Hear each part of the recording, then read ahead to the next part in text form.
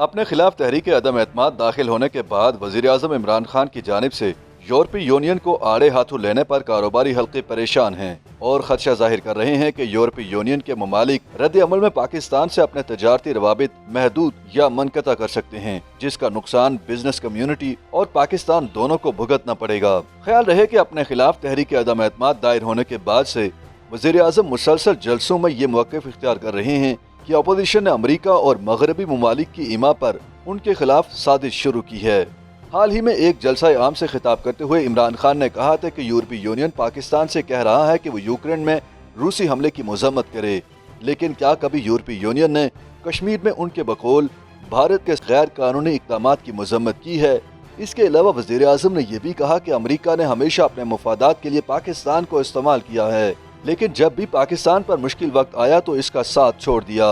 وزیر اعظم کا کہنا تھا کہ جب مودی سرکار نے مقبوضہ جموں و کشمیر پر غاصبانہ قبضہ کیا اور اس کی خود مختاری ختم کی، تب بھی امریکہ اور مغرب خاموش رہے۔ تاہم سفارتی ذرائع کا کہنا ہے کہ امریکہ اور مغرب کو اپوزیشن جماعتوں کی جانب سے تحریک عدم اعتماد کی سازش کا حصہ قرار دینا ایک بھونڈے مذاق کے سوا کچھ نہیں۔ سیاسی تجزیہ کاروں کا کہنا ہے کہ عمران خان اپنے اقتدار کی کشتی کو ڈوبتا دیکھ کر اب فرسٹریشن کا شکار ہو گئے ہیں اور اپنی حکومت کی ناکامی کا مدعا امریکہ اور مغرب کے سر ڈالنے پر تل گئے ہیں۔ ان کا کہنا ہے کہ خارجہ امور پر سیاسی پوائنٹ سکورنگ کی بجائے وزیر اعظم کے منصب پر فائز شخص کو بولتے ہوئے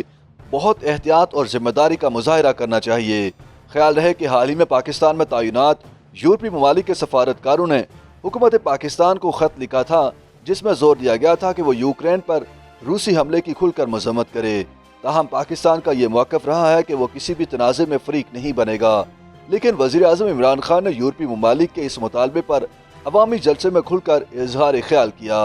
عمران نے 9/11 کے بعد دہشت گردی کے خلاف جنگ میں امریکہ کا ساتھ دینے کے فیصلے پر بھی تنقید کی۔ ان کا کہنا تھا کہ تب اگر وہ اقتدار میں ہوتے تو کبھی یہ فیصلہ نہ کرتے، کیونکہ اس کی پاکستان کو بھاری قیمت چکانا پڑی۔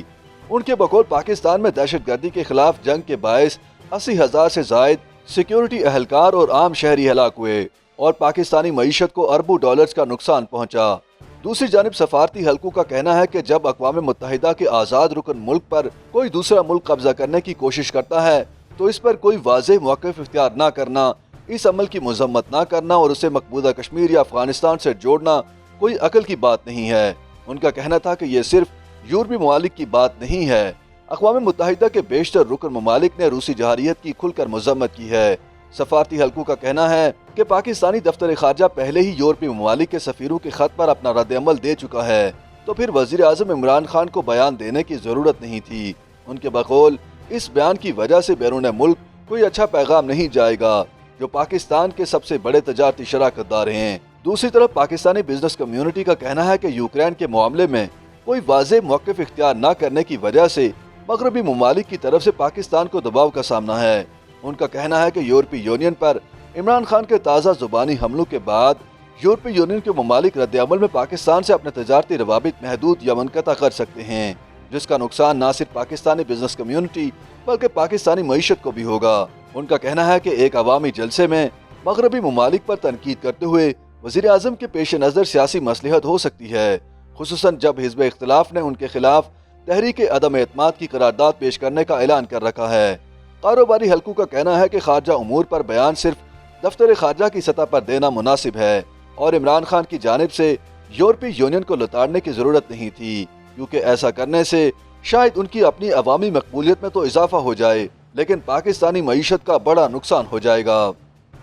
یوٹیوب پر گوگلی نیوز دیکھنے کے لیے youtube.com کی سرچ بار میں googly news T V type کریں۔ گوگلی نیوز کے پیج پر سرخ رنگ کے سبسکرپشن والے بٹن پر کلک کرنا نہ بھولیے۔ یوٹیوب پیج پر اپلوڈ ہونے والی ویڈیوز سے باخبر رہنے کے لیے بیل آئیکن پر کلک کیجیے۔ آپ کو ہر نئی ویڈیو کے بارے میں نوٹیفیکیشن موصول ہو جائے گا۔